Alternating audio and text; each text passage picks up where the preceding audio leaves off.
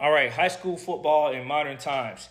If you are a rising ninth grader becoming a freshman, or you're approaching your senior year, this video is for you.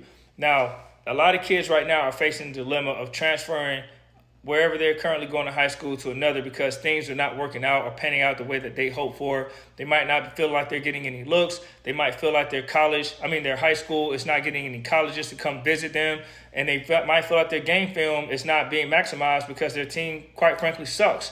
You know, let's say you're a wide receiver, but your team offensive line just can't block anything and you can't even get the ball. You know, you got to throw screen passes or short passes. You can't go deep and show how you can explode on DBs, right?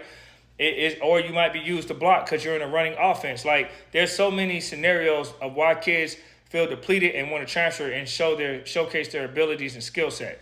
So the risky thing about transferring schools, if you are starting in a position that you like and you're getting all the reps, even though your team sucks, the risky part of that is, while it can pay off and it has been proven to pay off, it can also backfire because you're going to go to a new school, a new environment, and those coaches might not utilize your strengths there because they have a different need on the team. You know how many players I've seen who've gone to different high schools, and when they get there, the grass is not greener on the other side?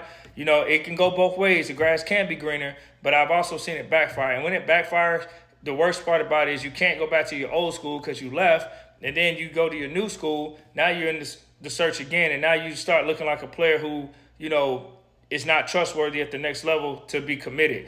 And that's the hard part about transferring. You gotta get it right on the first time. But here's how I feel about it. Honestly, the way coaches move around so much, even though they're the ones in a position to recruit you, I don't see why they would use that against you when they change jobs like every week themselves, especially coordinators. Head coaches, maybe not so much, but the coordinators, man, they come in and out of schools like 1 year here, 1 year here, 2 years here, 1 year there, until they become a head coach. They move around like every week. So if they can do that, why should you hold a player or an athlete in high school level who's trying to find their way? It's hard to find good high schools, guys, is my point. It's hard to find a school that's just almost a perfect fit, right? Nothing's perfect, but almost a perfect fit, because let's face it, a lot of these high school coaches probably aren't really well qualified to be high school coaches to begin with. They're just doing it for a stipend pay or some extra money and benefits. Or they got a kid that plays football and they trying to give them playing time. So whatever the reasons they come to, you know, there's always, like in every area or major city, there's their powerhouse schools and everybody else. And everybody wants to go to the powerhouse schools because they got all the colleges going there. They get all the big brand names. But at the end of the day, guys, it's about your individual ability and how you showcase your talent. So here's my advice to everybody.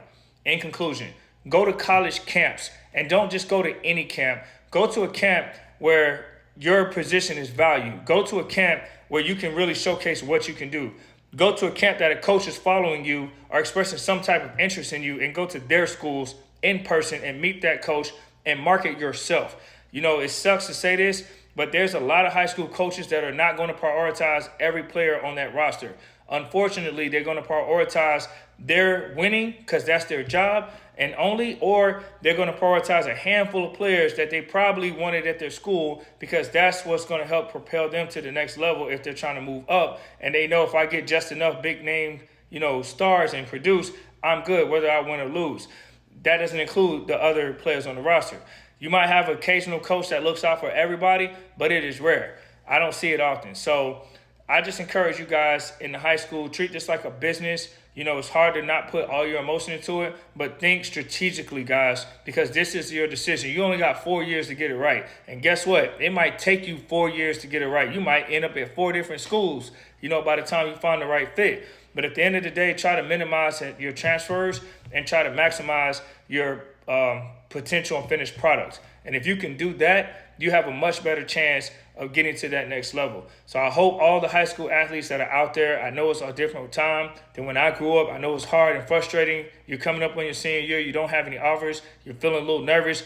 Guys, it will come. Stick with the process. But make sure you put yourself in the best position to succeed, and go to a school that's going to value you at the position that you want to succeed in and utilize your skill sets. But if you're at a school where it's not working out, but you're playing your position and you want to stick with it because you love the school, you're afraid to change, then stick with it, damn it. And then you make the limelight of that school and be the first one to break free and show I can go to the next level from this high school.